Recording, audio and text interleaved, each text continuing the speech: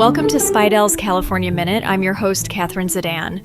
This week, we're covering the coming FUTA payroll tax increase that's the result of California's Unemployment Insurance Fund loan. For the fundamentals of the tax proposals and policies that we will see in the next presidential administration, sign up for our October 3rd webinar, Election 2024, Navigating Proposed Tax Changes. Get details and register at caltax.com under webinars. As a result of all the unemployment claims paid during the pandemic, California still owes over $19 billion to the federal government for its loan to the Unemployment Insurance Fund. When a state has an outstanding balance due to the federal government for 2 consecutive years, employers are required to pay additional payroll taxes.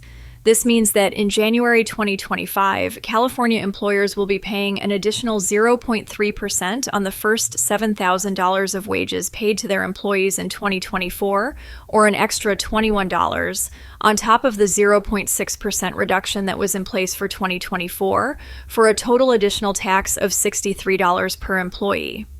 Most employers pay both a federal and a state unemployment tax. California employers fund regular unemployment insurance benefits through contributions to California's Unemployment Insurance Trust Fund on behalf of each employee. They also pay Federal Unemployment Tax Act taxes, or FUTA tax, to the federal government. Only the employer pays FUTA tax. It is not deducted from the employee's wages.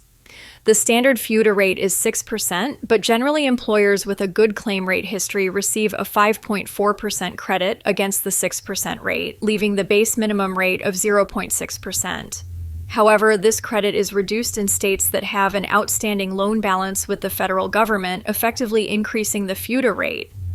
When a state borrows money from the federal government to pay unemployment benefits to its residents, it's the state's employers that essentially make payments on the loan through a FUTA credit rate reduction. The FUTA credit is reduced when a state has an outstanding loan balance on January 1st for 2 consecutive years, and the loan is not repaid by November 10th of the second year.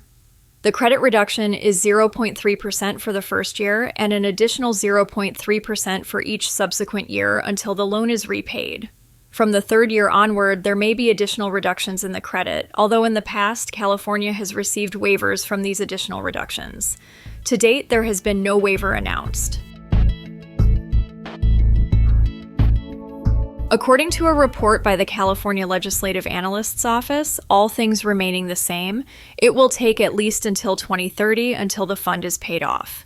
This means an additional $63 per employee in 2025, which could increase to as high as $189 per employee by 2030. The repayment period could be shorter if the state pays off more of the loan directly, or it could be longer if unemployment rates rise again. This has happened before. California borrowed funds from the federal government in 2009, and because California did not repay its loan until May 2018, California employers paid more in federal FUTA taxes in 2011 through 2017. For 2017, employers paid an additional 2.1% in FUTA taxes per employee. The FUTA rate finally returned to 0.6% when employers paid their FUTA taxes for 2018 in January of 2019.